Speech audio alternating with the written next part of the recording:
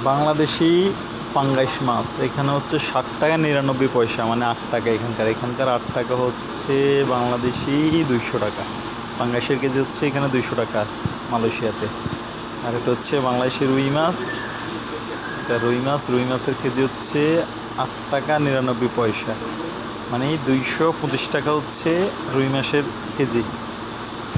রুই মাসে রুই মাছের কিলো হচ্ছে 225 টাকা। হয়তো 25 টাকার উপরে যদি রেট বাড়ে, হয়তো একটু 10 টাকা 20 টাকা এদিক সেদিক, ঠিক আছে।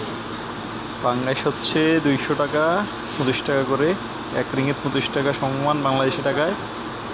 আর এটা হচ্ছে 225 টাকা।